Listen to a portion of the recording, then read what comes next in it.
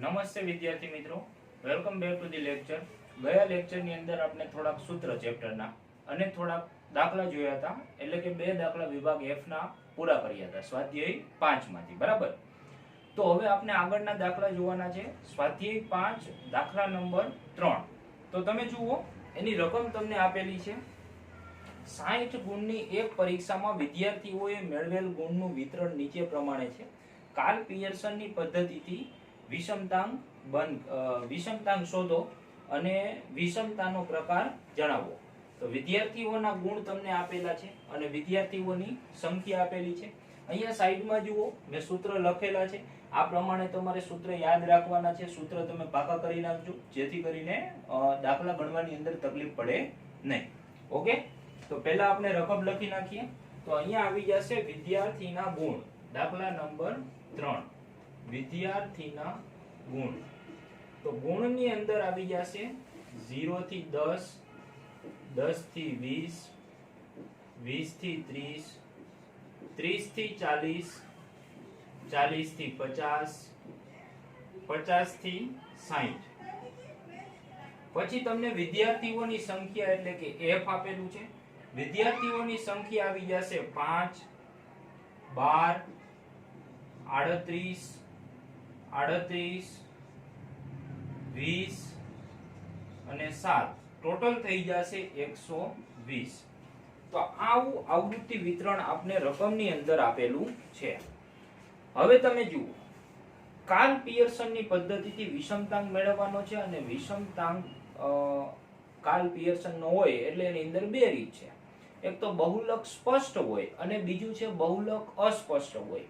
તો મેં તમને સમજાવ્યું હતું ગયા લેક્ચરમાં કે બહુલક સ્પષ્ટ કોને કહેવાય? તો કે બધાની વર્ગ લંબાઈ સરખી હોય અને બહુલક વર્ગ મળી જતો હોય એને બહુલક સ્પષ્ટ કહેવાય.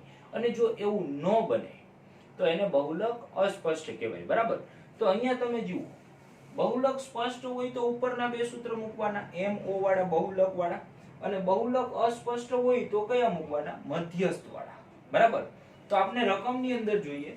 રકમની અંદર આપણે પેલું જોવાનું છે વર્ગ લંબાઈ સમાન છે. તો કે હા, દરેકે દરેકની વર્ગ લંબાઈ કેવી છે? સમાન છે. બરાબર, બીજું જોવાનું બહુલક વર્ગ. તો બહુલક વર્ગ કોને કહેવાય? તો કે જેની આવૃત્તિ સૌથી વધુ હોય એને. તો આમાં સૌથી વધુ આવૃત્તિ છે 38, 38. અને 38 છે ને એ બે વર્ગની આવૃત્તિ છે. એનો મતલબ આપણી પાસે બહુલક વર્ગ કેટલા આવ્યા? 2. તો કયો લખશું? પહેલો લખશું કે બીજો લખશું? અસમંજસ આપણે ખબર પડશે નહીં. પહેલો લખવો કે બીજો લખવો, મૂંઝવણ ઊભી થાય. એનો મતલબ બહુલક કેવો થઈ જાય? અસ્પષ્ટ. બરાબર, તો બહુલક અસ્પષ્ટ થાય એનો મતલબ આપણે બહુલક અસ્પષ્ટ વાળા સૂત્રનો ઉપયોગ કરવાનો. મેળવવાનું શું કીધું છે? વિષમતાંક. વિષમતાંક એટલે થઈ જાય જે 3 કૌંસમાં x બાર માઇનસ m ના છેદમાં s. બરાબર, તો આ સૂત્રની મદદથી આપણે આ દાખલો ગણવો પડશે. તો એમાં તમારે 3 વસ્તુની જરૂર પડશે. એક છે x બાર, બીજું છે s અને ત્રીજું છે m. m એટલે મધ્યસ્થ. અને આ ત્રણેય વસ્તુઓ શોધતા તમે અગાઉના ચેપ્ટરોમાં શીખી ગયા છો. એ ત્રણેય વસ્તુ મળી જાય એટલે આ સૂત્રમાં મૂકી દો એટલે તમને વિષમતાંક મળી જાય. બરાબર, તો તમને વિષમતાંક મેળવી અને વિષમતાનો પ્રકાર જણાવો એવું કીધું છે. તો આપણે અહીંયા વિષમતાંક મેળવીએ. તો વર્ગ લંબાઈ સરખી હોય ને ત્યારે તમે d વાળી રીત કરો એટલે એ શ્રેષ્ઠમાં શ્રેષ્ઠ રીત. કારણ કે ગણતરી તમારે કેવી કરવી પડે? ઓછી કરવી પડે. આંકડાઓ કેવા થઈ જાય? નાના થઈ જાય. બરાબર, તો અહીંયા જુઓ, પહેલા આપણે જરૂર પડશે x. x ની તો જરૂર પડશે. x એટલે આ વર્ગ તમને જે આપેલા છે એની થઈ જાય મધ્ય કિંમત. તો 0 થી 10 ની મધ્ય કિંમત 5, 10 થી 20 ની મધ્ય કિંમત તમને આપેલી છે 15, 20 થી 30 ની થઈ જાય 25, 30 થી 40 ની થઈ જાય 35, 40 થી 50 ની થઈ જાય 45, 50 થી 60 ની થઈ જાય 55. બરાબર, તો આ થઈ ગઈ મધ્ય કિંમત. હવે જુઓ, x મળી ગયો. મધ્ય કિંમત કઈ રીતના મળે તો ખ્યાલ છે ને? અગાઉ તમે શીખી ગયા. બરાબર, 10મા ધોરણમાં આંકડાશાસ્ત્ર નામનું ચેપ્ટર તમારે આવતું ને એની અંદર તમારે મધ્ય કિંમત શોધવાની તો આવતી ખરી. તો આ 20 અને 30 ની મેળવવી હોય બેન સરવાળો કરીને 2 વડે ભાંગી નાખવાનો એટલે મધ્ય કિંમત મળી જાય. 20 ને 30 કેટલા? 50. ભાગ્યા 2 કરો 25 મળે કે ના મળે? છે ને એકદમ સિમ્પલ. બરાબર, એટલે મધ્ય કિંમત મળી ગઈ. પછી તમારે મેળવવાનું થાય ડી. પણ ડી મેળવવા માટે તમારે આની અંદરથી કોઈ પણ એકને ધારવો પડશે. તો આપણે આ 25 ને ધારી લઈએ. 25 બરાબર આપણે ધારી લઈએ a. તો એની સામે ડી ને મૂકી દેવાનો 0. બરાબર? તો ડી ને 0 મૂકીએ તો -1 -2 +1 2 અને 3. હવે આની અંદર આપણે જુઓ ત્રણ વસ્તુ મેળવવાની છે, x બાર m અને s મેળવવાની છે. તો પહેલા આપણે મેળવવું છે x બાર. પહેલા શું મેળવવું છે? x બાર. તો x બાર મેળવવું હોય તો x બાર નું આ d વાળું સૂત્ર છે ટૂંકી રીતનું a + સિગ્મા f d ના છેદમાં n ગુણ્યા c છે કે નહીં? a બરાબર કેટલા થઈ જશે? 25. a બરાબર કેટલા થઈ જશે? 25 અહીંયા ધારેલા છે. પ્લસ સિગ્મા fd આપણને ખબર નથી, એનો મતલબ અહીંયા આપણે મેળવવું પડશે fd. fd નો મતલબ થાય f અને d નો ગુણાકાર. તો f આપેલો છે 5 એને ગુણ્યા 2 કરો એટલે -10 થઈ જાય, કારણ કે આ -2 છે. માઈનસ પ્લસ માઈનસ કેલ્ક્યુલેટરમાં કરો તો તમને જવાબ તો મળી જ જશે કે નહીં મળે? 12 એકા થઈ જાય -12. 38 0 0 38 એકા 38 20 દુ 40 7 તેરી કેટલા થઈ જશે? 21. ઓકે, તો આપણે fd નો ટોટલ મારવાનો છે. તો 10 ને 12 માઈનસ માઈનસ પ્લસ એટલે -22. એની અંદર આપણે પ્લસ કરવાના 38 તો -22. એની અંદર પ્લસ કરવાના 38 પ્લસ કરવાના 40 એમાં પ્લસ કરવાના 21 એટલે આપણે મળી જશે 77. બરાબર? તો અહીંયા આવી જશે આનો ટોટલ કેટલો? 77. તો અહીંયા આવી જશે 77 ડિવાઈડ બાય n કેટલો છે? 120. n એટલે f નું ટોટલ કેટલું છે? 120 ગુણ્યા વર્ગ લંબાઈ તમે બધાની જોઈ નાખો તો વર્ગની લંબાઈ કેટલી આપેલી છે? 10 આપેલી છે. તો 25 પ્લસ હવે તમારે કરવાનું છે 77 ભાગ્યા 120 ગુણ્યા 10. તો તમને મળી જશે 6.42. ત્રીજો આંકડો છે ને એ 6 છે. બરાબર? એટલે તમને 6 પોઈન્ટ કેટલા મળી જશે? 42. આગળનામાં એક ઉમેર દેવાનો એટલે અહીંયા થઈ જશે 31.42 ગુણ 25 ની અંદર તમે 6.42 પ્લસ કરો. બરાબર? એટલે તમને મળી જશે 31.42 ગુણ x બાર આવી ગયો. હવે બે વસ્તુ ઘટે, s અને m. તો પહેલા આપણે s મેળવીએ. s મેળવવો હોય fd વાળી રીતે, આ d વાળી રીત કરી છે તો s એ d વાળી રીતે જ ગણી નાખવાનું. તો અહીંયા જુઓ, તો તમારે s મેળવવા માટે d વાળું સૂત્ર લખીએ એટલે સિગ્મા fd નો વર્ગ છેદમાં n માઈનસ સિગ્મા fd ના છેદમાં n આખા કૌંસનો વર્ગ ગુણ્યા c. વર્ગ લંબાઈ સરખી હોય ને ત્યારે d વાળી રીત તમે ફિક્સ રાખો એટલે શું છે દાખલો ગણવામાં તમને સરળતા રહે. બરાબર? તો અને ખ્યાલ આવે કે આ વર્ગ આવે, વર્ગ લંબાઈ સરખી હોય, s મેળવવાનો હોય એટલે d વાળું સૂત્ર મૂકો એવું તમને પાકું થઈ જાય. અને મોટે ભાગે એવા જ દાખલા પૂછાતા હોય. બરાબર? તો fd નો વર્ગ એ આપણી પાસે નથી, ખાલી fd છે. એનો મતલબ આપણે કરવું પડશે fd નો વર્ગ. તો fd નો વર્ગ એટલે શું થાય? fd * d. આવું લખી શકાય? d ગુણ્યા d એટલે d નો વર્ગ થાય ને, તો d ના વર્ગને fd * d લખી શકાય. એનો મતલબ એવું કહેવા માંગે છે કે fd અને d આ બેયનો તમે ગુણાકાર કરો. તો અહીંયા તમને આપેલી છે fd અને d, એ બેયનો તો આપણે શું કરી નાખવાનો? ગુણાકાર. એટલે મળી જાય fd નો વર્ગ. તો 10 દુ 20 12 એકા 12 0 38 એકા 38 40 દુ 80 21 તેરી 63. તો આવી ગયું. હવે fd ના વર્ગનું આપણે ટોટલ કરી નાખીએ એટલે 20 ને 12 થઈ જાય 32 પ્લસ 38 પ્લસ 80 પ્લસ 63 એટલે આવી જશે 213. કેટલું આવી જશે? 213. એક જ મિનિટ.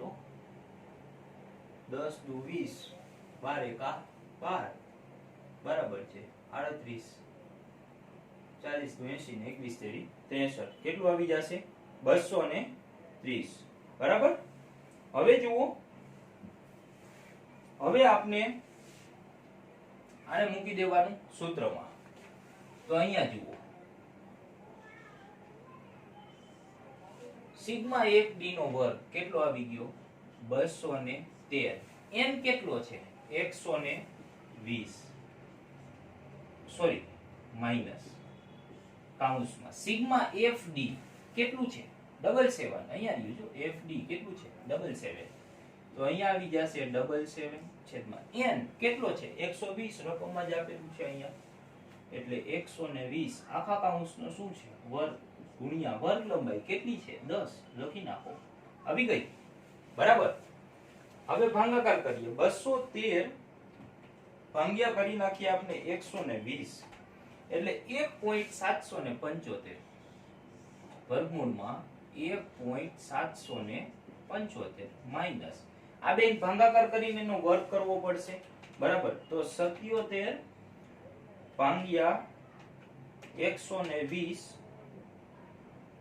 ગુણ્યા બરાબર એટલે 0.412 લખી શકાય 0.412 અને ગુણ્યા 10 તો હતા જ 12. આ વર્ગમૂળની 12 છે 10 એટલે પહેલા ગુણી નહીં દેવાના, ખાસ ધ્યાન રાખવાનું બરાબર.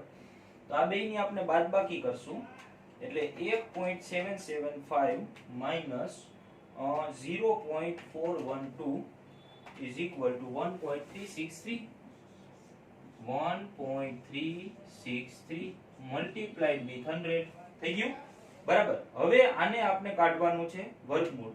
તો એનું વર્ગમૂળ આવી જશે 1.67 સોરી 1.167 અને ગુણ્યા 10 એટલે અહીંયા મળી જશે 11.67 ગુણ.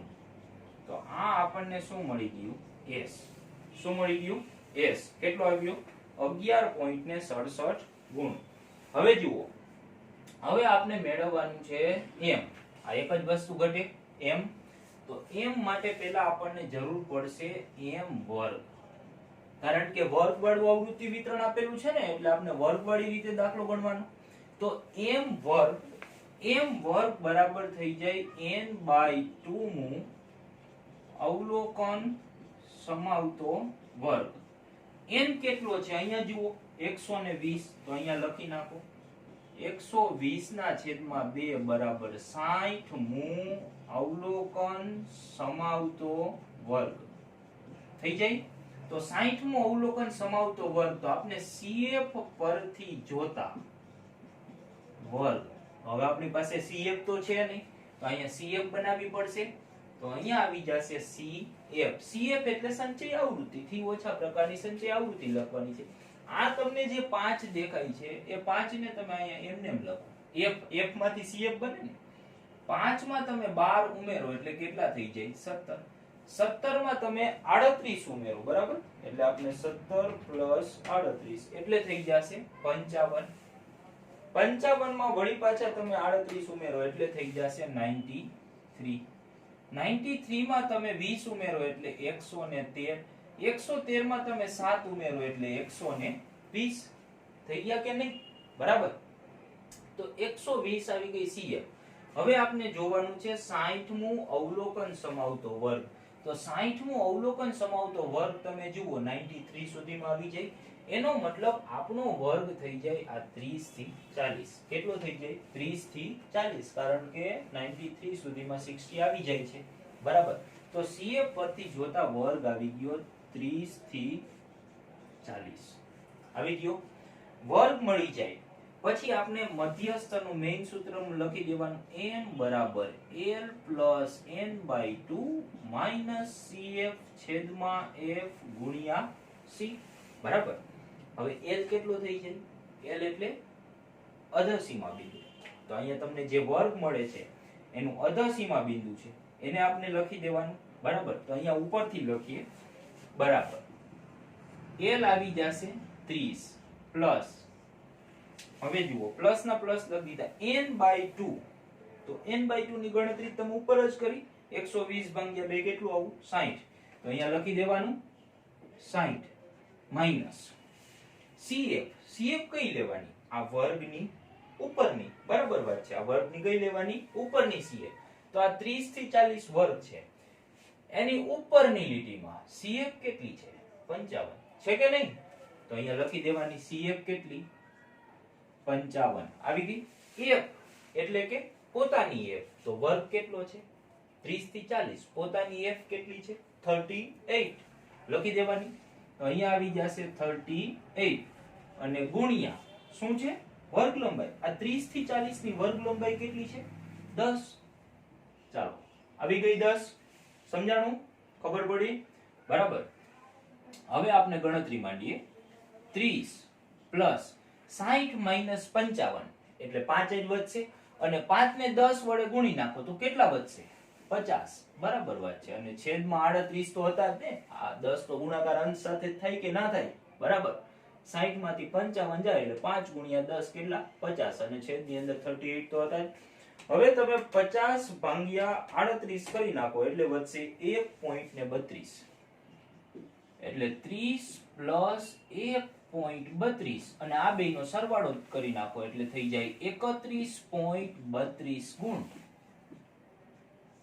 તો આ તમને મળી ગયો m એટલે મધ્યસ્થ હવે જુઓ આ સૂત્રમાં તમારે જેટલી વસ્તુ જોઈ છે એટલી બધી જ આપણી પાસે છે x બાર છે કેટલો આવ્યો છે અહીંયા જો અહીંયા 31.42 પછી તમને છે m કેટલો આવ્યો હમણાં 31.32 ગુણ પછી તમે જુઓ s તો કેટલો આવ્યો અહીંયા આવ્યો 11.67 ગુણ તો વિષમતાંક મેળવવાનો કીધો છે તો વિષમતાંક એટલે થઈ જાય જે અને બહુલક અસ્પષ્ટ છે એટલે આ જ સૂત્ર આવી જશે 3 કૌંસમાં x બાર માઈનસ m ના છેદમાં s 3 x બાર કેટલો છે અહીંયા આવ્યો 31.42 તો 31.42 માઈનસ m કેટલો છે અહીંયા આવ્યો ઉપર 31.32 અને ભાગ્યા s કેટલો છે અહીંયા આવ્યો 11.67 એકદમ કરેક્ટ હવે આના સરવાળા બાદબાકી ગુણાકાર ભાગાકાર કરી નાખીએ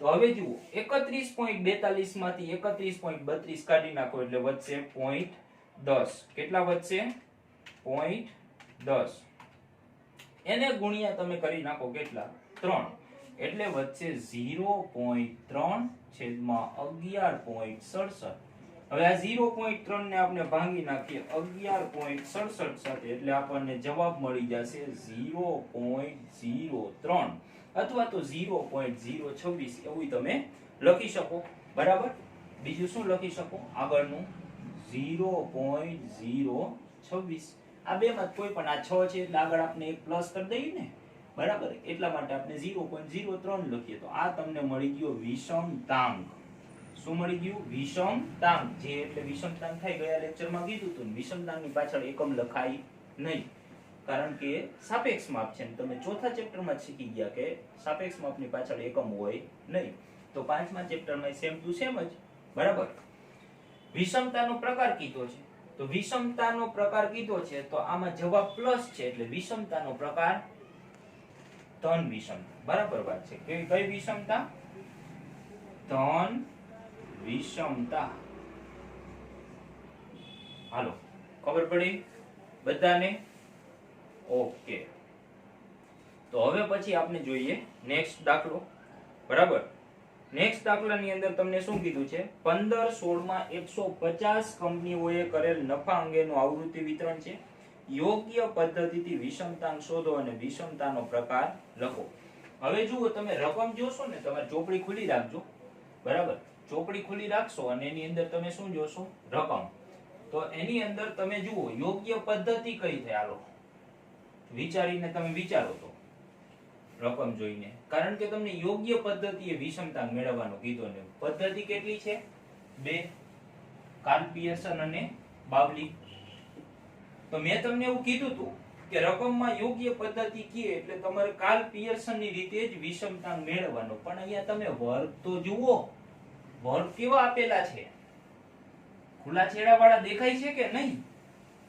બરાબર. તો ખુલ્લા છેડા વાળા વર્ગ હોય ત્યારે યોગ્ય પદ્ધતિ કઈ થાય? બાવલીની રીત. કઈ થાય? બાવલીની પદ્ધતિ. બરાબર. તો અહીંયા રકમ લખવું એટલે તમને ખ્યાલ આવે. યાદ રાખજો, ખુલ્લા છેડા વાળા વર્ગ હોય ત્યારે બાવલીની રીત સિવાય દાખલો થાય જ નહીં. એટલે ખુલ્લા છેડા વાળા વર્ગ માટે એક જ પદ્ધતિ યોગ્ય, બાવલીની રીત. બાકી ગમે ત્યારે યોગ્ય પદ્ધતિ કીએ કાર્લ પિયર્સન થી ગણી નાખવાનું, પણ ખુલ્લા છેડા વાળા વર્ગમાં નહીં. સમજાઈ ગયું કે નહીં? હવે જુઓ, એમાં તમને આપેલો છે નફો. તો દાખલા નંબર 4 એની અંદર આવી જશે નફો. તો નફાની અંદર તમને પેલું છે 10 થી ઓછા, પછી તમને આપેલું છે 10 થી 20, 20 થી 30, 30 થી 40 અને 40 થી વધુ. બરાબર. તો 40 થી વધુ કંપનીઓની સંખ્યા એટલે કે એમ. એની અંદર આવી જશે 15, 30, સોરી 50. કેટલી છે? 50, 40 અને 15. 15, 15, 30, 30, 60, 40, 100, 50, 150. ઓકે, એટલે ટોટલ 150 કંપની છે અને તમને રકમમાં કીધું છે કે 150 કંપની છે. તો યોગ્ય પદ્ધતિ વડે આપણે વિષમતાંક મેળવવાનો છે અને વિષમતાનો પ્રકાર કહેવાનો છે. તો વિષમતાંક યોગ્ય પદ્ધતિ ખુલ્લા છેડાવાળા કઈ રીત? બાવલીની રીત. અહીંયા રહી બાવલીની રીત. વિષમતાંક એટલે થઈ જાય જે. તો Q3, Q1 અને M બાવલીની પદ્ધતિમાં ત્રણ વસ્તુ ફિક્સ જ. કઈ? Q3, Q1, M. આ મેળવી જ નાખવાનું. વિષમતા હોય કે વિષમતાંક, આ ત્રણ વસ્તુની જરૂર પડે જ. બરાબર. તો દરેક વિદ્યાર્થીનું ધ્યાન અહીંયા. તો એના માટે અહીંયા એક જ વસ્તુ બનાવવી પડે. ચાલો કહી દો તો કઈ વસ્તુ બનાવવી પડે? CF. બરાબર વાત છે. તો અહીંયા બનાવી નાખીએ CF. થઈ ગયું? પહેલું એમને લખી દેવાનું 15 ના 15. 15 ને 30 થઈ જાય 45. 45 ને 50 થઈ જાય 95. 95 ને 40 થઈ જાય 135. 135 ને 15 થઈ જાય 150. આવી ગઈ CF. બાવલીની પદ્ધતિએ દાખલો ગણવાનો. Q3, Q1, M મેળવવાનું. તો પહેલા આપણે મેળવી નાખીએ Q1, પછી મેળવી નાખીએ Q3 અને પછી મેળવી નાખીએ M. બરાબર. તો હવે ધ્યાન આપજો. તો પહેલા આપણે શું મેળવવાનું છે? Q1. તો અહીંયા જુઓ. તો પહેલા આપણને મળી જશે Q1 વર્ગ. કારણ કે આ વર્ગ વાળું છે ને, એટલે પહેલા આપણને મળશે Q1 વર્ગ, ચતુર્થક વર્ગ મળે અને વર્ગ પછી આપણને ચતુર્થક મળશે. તો Q1 વર્ગ. તો Q1 વર્ગનું સૂત્ર છે તમને લખાવેલું, જે કૌંસમાં n/4 મુ અવલોકન સમાવતો વર્ગ. As it is simple. n+1 નહીં લખવાનું. +1 શેમાં આવે? ખાલી અવલોકન આપેલા હોય તો. પણ આમાં તો અવલોકન ક્યાં છે? આમાં તો વર્ગ છે ને. તો વર્ગ હોય ત્યારે +1 લખવાનો નહીં. બાકી બધું એઝ ઇટ ઇઝ. બરાબર. જે n/4 મુ અવલોકન સમાવતો વર્ગ. જે કેટલો થઈ જાય? તો કે પહેલો ચતુર્થક છે એટલે 1. n કેટલી થઈ જાય? તો કે રકમમાં આપેલી છે 150, 150. એને ભાગ્યા કેટલા કરી નાખવાના? 4. તો તમે 150 ભાગ્યા 4 કરી નાખશો એટલે આવી જશે 37.5 મુ અવલોકન સમાવતો વર્ગ. તો 37.5 મુ અવલોકન સમાવતો વર્ગ. ચાલો કહી દો જોઈએ કેમાં જોવાનું? CF માં. બરાબર વાત છે. તો અહીંયા આવી જશે CF 37.5 એટલે 45 સુધીમાં આવી જાય અને 45 ની સામે વર્ગ લખેલો છે 10 થી 20. તો અહીંયા લખી નાખવાનું CF પરથી વર્ગ 10 થી 20. આવી ગયું કે નહીં? બરાબર. વર્ગ મળી જાય પછી મેઈન સૂત્ર મૂકી દેવાનું. Q1 બરાબર L plus J n/4 minus CF છેદમાં F ગુણ્યા C. એકદમ સિમ્પલ સૂત્ર છે. તો L કેટલો થઈ જાય? L એટલે અહીંયા જે વર્ગ મળ્યો છે એનું અધસીમા બિંદુ કેટલું છે? 10. Jn/4 અહીંયા રહ્યું. જુઓ ગણતરી કરી. Jn/4 કેટલું આવ્યું હતું? 37.5. તો અહીંયા આવી જશે 37.5. પછી માઈનસ ના માઈનસ CF કઈ લેવાની ઉપરની, કઈ લેવાની ઉપરની, તો 10 થી 20 ની ઉપરની CF છે 15, તો અહીંયા આવી જશે 15. હવે ઘણી વખત એવું બનશે કે તમને વર્ગ જ પેલો મળશે તો તમે ઉપરની CF કઈ લેશો 0, કઈ લેશો 0, કારણ કે ઉપર કઈ છે જ નહીં ને, ઉપર એ કઈ વર્ગ જ નથી તો એની CF કઈ લેવી પડે 0, કારણ કે આવૃત્તિ જ નથી ને. ઉપર કદાચ તમે વર્ગ લખો 0 થી 10 ની ઉપર તમે વર્ગ લખો કે -10 થી 0 તો એની CF એ આવૃત્તિ કેટલી હોય 0, કારણ કે એની અંદર કઈ અવલોકન આવે નહીં. તો ઘણી વખત એવું બનશે કે આ પેલો વર્ગ મળે આપણને, Q1 વર્ગ કયો મળે પેલો, તો CF ઉપરની જ લખવાની, પણ ઉપર તો CF જ ના હોય ને, તો કેટલી લખવાની 0. Okay done. ઓકે F કઈ લખવાની એની પોતાની કેટલી છે 30, અહીંયા લખી નાખો 30 અને ગુણ્યા વર્ગ લંબાઈ, તો આની વર્ગ લંબાઈ જુઓ 10 થી 20 ની વર્ગ લંબાઈ કેટલી છે 10, આવી ગયું. ઓકે 10 પ્લસ 37.5 માંથી તમે 15 કાઢી નાખો એટલે એમાંથી માઈનસ તમે 15 કરશો એટલે 22.5 વધશે, એને તમે ગુણ્યા 10 કરી નાખો એટલે 225 થઈ જશે. તો અહીંયા આવી જશે 225 અને આ છેદમાં 30 તો હતા, આ બેની બાદબાકી કરીને ગુણ્યા 10 કરી દીધા, બેની બાદબાકી કેટલી 22.5 એને ગુણ્યા 10 એટલે 225 અને છેદમાં 30 તો છે જ. હવે અહીંયા 0 0 નો ઉડાડી નાખતા, આ થોડો ગુણાકારમાં છે, આ ભાગાકારમાં નથી, વચ્ચે સરવાળો છે એટલે આ 0 0 જાશે ને છેદ ઉડાડશે, 10 તેરી 30 આમ ઉડી જાય છે બરાબર. આ વચ્ચે શું છે સરવાળો છે એટલે છેદ ઉડે નહીં, ઉપર નીચે કઈ વિચારીએ કઈ સમજાણું કે નહીં. 0 ઉડાડવાનો શોખ વધારે હોય ને, તો આ 10 ને 30 નો છેદ નો ઉડે, આ ઉપર નીચે ભાગાકાર કરવો પડે, તો 225 ભાગ્યા આપણે 30 કરશું એટલે આવી જશે 7.5. તો 10 પ્લસ 7.5 બરાબર નફો આપેલો છે રૂપિયા 17.5 લાખમાં છે કે કરોડમાં, લાખમાં છે, આટલા બધા બાપરે બાપ લાખ રૂપિયા. હાલો 17.5 લાખ રૂપિયા Q1 મળી ગયું. હવે શું મેળવી નાખવાનું Q3, બરાબર વાત છે, કારણ કે તમે અહીં સૂત્રમાં જુઓ Q3 છે ને, તો આપણે પેલા મેળવી નાખીએ Q3, તો પેલા આપણને મળી જશે Q3 વર્ગ, બરાબર વાત છે. આની જેમ જ સૂત્ર, જે કૌંસમાં n/4 મૂળ અવલોકન સમાવતો વર્ગ આવી ગયું, જે કેટલો 3, બરાબર વાત છે, કારણ કે ત્રીજો ચતુર્થક છે એટલે 3. n કેટલો રકમમાં લખેલો છે 150 લખી નાખો, 150 સોરી 125 લખાઈ ગયું, 150 છેદની અંદર કેટલા છે 4, તો 150 ભાગ્યા 4 ગુણ્યા 3 કરી નાખીએ એટલે 37.5 ગુણ્યા 3 112.5 મૂળ અવલોકન સમાવતો વર્ગ. 112.5 મૂળ અવલોકન સમાવતો વર્ગ ક્યાં જોઈ નાખવાનું કઈ દયો જોઈએ હાલો CF માં, બરાબર વાત છે. 112.5 135 સુધીમાં આવી જાય કે નો આવી જાય, આવી જાય ને, તો વર્ગ થઈ જાય 30 થી 40. તો અહીંયા લખી નાખવાનું CF પરથી વર્ગ 30 થી 40 આવી ગયો વર્ગ. વર્ગ આવી જાય પછીનું આપણું કામ શું છે તો કે મેઈન સૂત્ર મૂકી દેવાનું. શું મૂકી દેવાનું? મેઈન સૂત્ર. તો મેઈન સૂત્ર આપણે અહીંયા લખી નાખીએ L વાળું, Q3 બરાબર L plus JN/4 minus CF છેદમાં F ગુણ્યા C. આવી ગયું.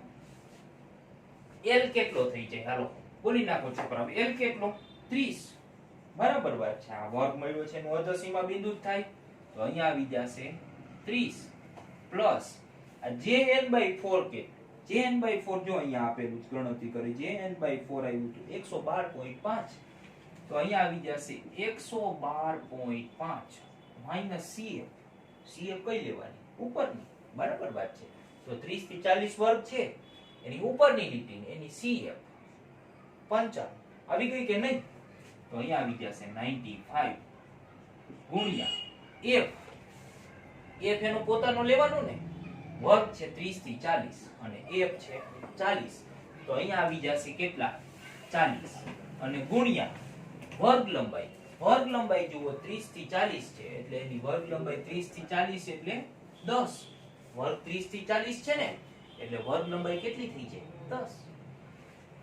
તો હવે જુઓ 30 પ્લસ 112.5 માઈનસ કરી નાખો તમે 95 એટલે 17.5 વધશે બરાબર. 17.5 ગુણ્યા 10 કરી દો એટલે 175 ભાગ્યા કેટલા વધશે 40. આ બેયનો બાદબાકો ના ગુણ્યા 10 કરવાના એટલે આટલા વધશે 175. એને ભાગ્યા કેટલા કરવાના 40. જોજો અહીંયા 0 નો ઉડાડતા, આ બે જગ્યાએ કદાચ ઉડાડવું હોય ને તો ઉડે, કેમ તો કે વચ્ચે ગુણાકાર છે એટલે બરાબર, પણ અહીંયા ઉડશે નહીં. તો એને ભાગ્યા કેટલા કરી નાખવાના છે 40 એટલે વચ્ચે 4.375 એટલે 30 પ્લસ 4.38 આવું લખી શકાય કે ન લખી શકાય, કારણ કે પાછળનું છે ને એટલે આગળ એક પ્લસ કરી દેવાનું. તો 34.38 લાખ આવું થઈ શકે. અને આ શું આવી ગયું Q3 બરાબર. હવે એક જ વસ્તુ ઘટે, હાલો જોઈ નાખીએ. m શું ઘટે છે m એટલે મધ્યસ્થ. તો અહીંયા મેળવી નાખીએ, પહેલા મળી જશે m વર્ગ. તો m વર્ગ એટલે n/2 મું અવલોકન સમાવતો વર્ગ. n/2 મું અવલોકન સમાવતો વર્ગ. n કેટલો છે 150, તો 150 ભાગ્યા 2 બરાબર 75 મું અવલોકન સમાવતો વર્ગ બરાબર. તો 75 મું અવલોકન સમાવતો વર્ગ, તો 75 મું અવલોકન જોઈ નાખો હાલો. 95 સુધીમાં આવી જાય, વર્ગ થઈ જાય 20 થી 30. તો CF પરથી વર્ગ આવી જશે 20 થી 30. આવી ગયો CF પરથી વર્ગ 20 થી 30. વર્ગ આવી જાય પછી મેઈન સૂત્ર મૂકી દેવાનું, m બરાબર l plus n/2 minus CF છેદમાં f ગુણ્યા c. થઈ ગયું. l કેટલો છે અર્ધ સીમા બિંદુ કેટલું 20. n/2 કેટલું છે અહીંયા જ મેળવું 75 75 માઈનસ CF કઈ લેવાની ઉપરની, તો આ 20 થી 30 છે ને એની ઉપરની લીટી, એની CF આવી જાય 45 45. f એનો પોતાનો કેટલો છે 20 થી 30 નો f 50, તો અહીંયા આવી જશે 50 અને ગુણ્યા વર્ગ લંબાઈ. આ 20 થી 30 ની વર્ગ લંબાઈ કેટલી છે 10, તો 20 પ્લસ 75 માંથી 45 જાય એટલે વધે 30. 30 ગુણ્યા 10 કરી નાખો એટલે 300 અને 300 ભાગ્યા 50, તો 20 પ્લસ આ 0 0 ગયા 5 તેરી 15 6 પંચા 30 એટલે 6 વધશે એટલે રૂપિયા 26 લાખ. કેટલા આવી જશે રૂપિયા 26 લાખ. આ શું મળી ગયું m મળી ગયો, ખબર પડી ગઈ. આ બધું તમે ત્રીજા ચેપ્ટરમાં શીખી ગયા ને, હવે તો આવડવું જ જોઈએ. તો હવે તમારી પાસે ત્રણેય વસ્તુ થઈ જાય એટલે આપણને જે મળી જાય, જે બરાબર Q3 plus Q1 minus 2m છેદમાં Q3 માઈનસ Q1 થઈ ગયું.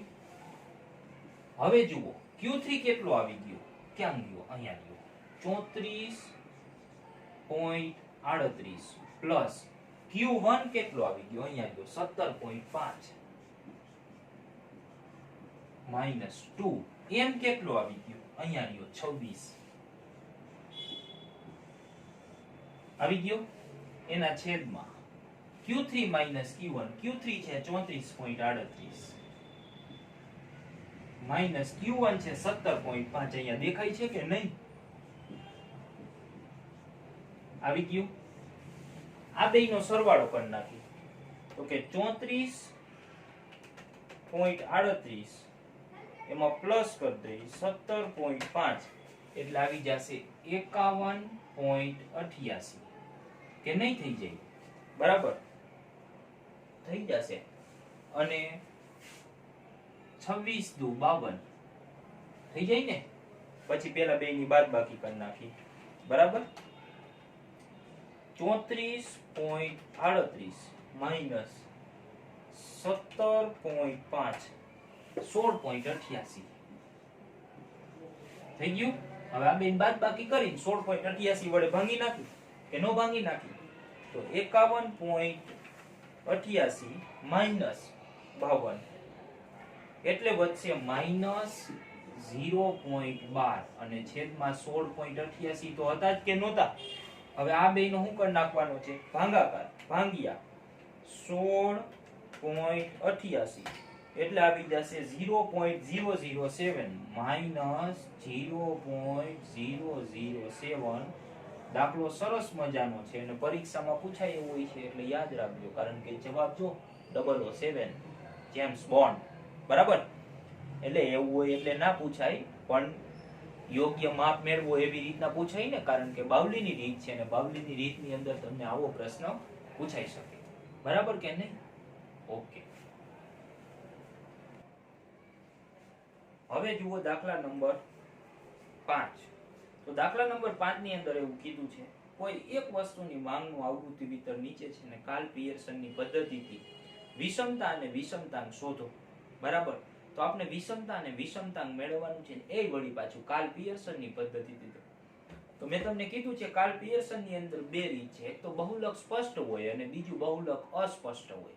તો બહુલક સ્પષ્ટ ક્યારે હોય, જ્યારે વર્ગ લંબાઈ સમાન હોય અને બહુલક વર્ગ તમને મળી જતો હોય, બરાબર.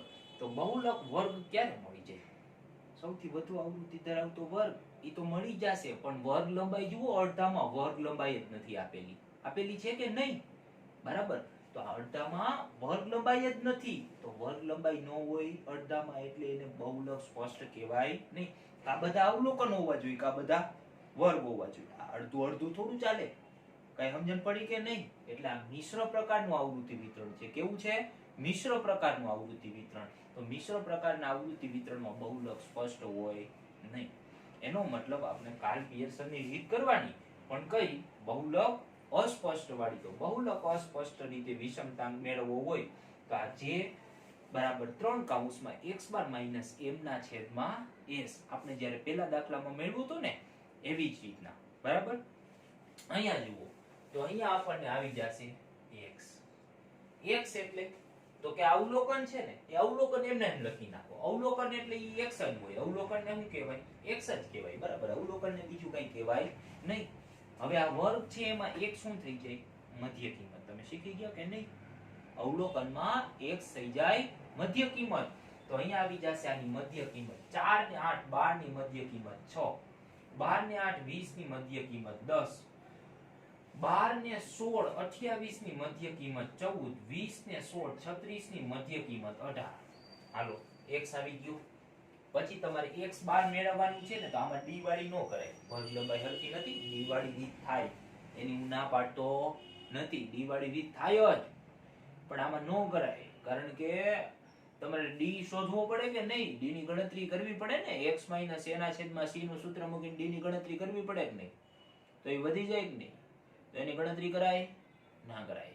એના કરતા બેટર છે કે તમે fx મેળવી લ્યો, બરાબર. એટલે સિમ્પલ પતી જાય. જુઓ fx એનો મતલબ થાય f અને x શું કરવાનો છે? ગુણાકાર કરવાનો છે. શું કરવાનો છે? ગુણાકાર. તો 10 એકા 10, 8 દુ 16, 12 તેરી 36, 10 છંગ 60, 10 પંચા 50, 15 ગુણ્યા 14 એટલે 210 અને 18 દુ 36 એટલે 360. તો હવે આ બધા ટોટલ મારવું પડશે ને, તો ફટાફટ હું ટોટલ મારી દઉં.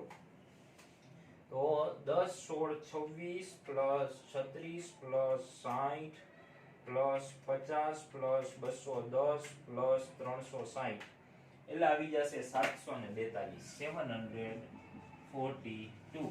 તો અહીંયા આપણે x બાર મેળવીએ તો x બાર બરાબર સિગ્મા f x ના છેદમાં n આવી ગયું. ચાલો સિગ્મા f x કેટલો છે? 742. n કેટલો છે? 80. કેટલો છે? 80. તો 742 ભાગ્યા આપણે 80 કરી નાખીએ એટલે આવી જાય 9.275 એકમ. 9.275 એકમ. આ તમને મળી ગયો x બાર. 9.275 ની જગ્યાએ તમે 9.28 લખી શકો, કારણ કે આ 5 છે ને, તો આગળ તમે 1 પ્લસ કરી શકો. સમજાણું કે નહીં? બરાબર. તો 9.275. હવે જુઓ, આપણે એપ્રોક્સ લખી જ દઈએ. 9.28 એકમ. આ બે માં તમે ગમે એ લખી શકો, એટલે જો અહીં હાથવા લખ દો. બે માં ગમે આ 5 છે એટલે 1 પ્લસ કરી દો એટલે 28 થઈ જાય કે ન થઈ જાય? ઓકે. fx મળી ગયો. fx મળી જાય પછી આપણે મેળવવાનું છે s. શું મેળવવાનું છે? s. s એટલે પ્રમાણિત વિચલન. તો s બરાબર વર્ગમૂળમાં. અહીંયા જુઓ, તમને fx આપેલું છે ને, એટલે તમારે fx વાળું સૂત્ર મૂકી નાખવાનું. તો સિગ્મા fx નો વર્ગ છેદમાં n માઈનસ સિગ્મા fx ના છેદમાં n આખાનો વર્ગ. આવી ગયું વર્ગમૂળમાં. સિગ્મા fx નો વર્ગ મેળવવો પડશે. તમને fx જ આપેલું છે ને, તો fx નો વર્ગ એટલે શું થઈ જાય? fx into x થઈ જાય કે ન થઈ જાય? હમણાં એક દાખલામાં જોયું ને, તો fx into x, તો fx અને આ x બેયનો ગુણાકાર કરવાનો. તો 10 એકા 10, 16 દુ 32, 36 તેરી 108, 36 એટલે 360, 500. 21 ગુણ્યા 14 કરવા પડશે. 21 ગુણ્યા 14 એટલે 2940, અને 18 ગુણ્યા 36 એ કરી નાખી. 18 ગુણ્યા 360 એટલે 6480 થઈ જાય. બરાબર. 360 ગુણ્યા 18 6480 બરાબર વાત છે. બરાબર. તો હવે આનો ટોટલી મારવો પડશે, એટલે 10 plus 32 plus 108 plus 360 plus 500 plus 2940 plus 6480 એટલે 10 43 0 10430 આવી ગયું. તો અહીંયા આપણે લખી દઈએ 10430 ભાગ્યા n. n કેટલો છે? 80 માઈનસ સિગ્મા fx કેટલું છે? 742. અહીંયા આવ્યું છે કે નહીં? fx 742 છેદમાં n કેટલું છે? 80, અને આખા કૌંસનો વર્ગ. આવી ગયું. બરાબર. આ બેયનો ભાગાકાર કરી નાખી. 10430 ભાગ્યા કરી નાખી 80 એટલે આવી જશે 130.375 માઈનસ આ બેયનો ભાગાકાર કરી નાખી એટલે, અને પછી એનો કરી નાખી વર્ગ એટલે 86.025 ત્રણ આંકડા લખીએ એટલે 026 થાય. આ બેની બાદબાકી કરી નાખીએ. 130.375 માઈનસ 86.026 એટલે આવી જશે વર્ગમૂળમાં 44.349, અને આનું આપણે વર્ગમૂળ દબી દઈ એટલે અહીંયા તમને મળી જશે 6.66 એકમ. તો અહીંયા તમને મળી ગયું 6.66 એકમ s. મળી ગયું કે નહીં? બરાબર. તો આ s તમને મળી ગયો. તો s મળી જાય પછી તમારે શું મેળવવાનું છે? cf. કારણ કે તમારે m મેળવવાનો છે કે નહીં? આ m. બરાબર. તો cf મેળવવી પડશે. તો m બરાબર એક આ પેન થોડી પર મૂકી દઉં હો. હાલો જુઓ, m મેળવવાનો છે તો m મેળવવાનો છે તો m માટે cf મેળવવાની છે. સોરી, શું મેળવવાનું છે? m. તો m માટે આ અવલોકન ને વર્ગ બે મિક્સ હોય ને ત્યારે એને વર્ગ જ સમજવાના. તમને સ્પષ્ટપણે કહી દીધું છે એટલે અહીંયા પહેલા મેળવી નાખવાનું m વર્ગ બરાબર n/2 નું અવલોકન સમાવતો વર્ગ. તો એના માટે તમારે n જોશે. n તમને આપેલો છે 80 ભાગ્યા 2 બરાબર 40મું અવલોકન સમાવતો વર્ગ.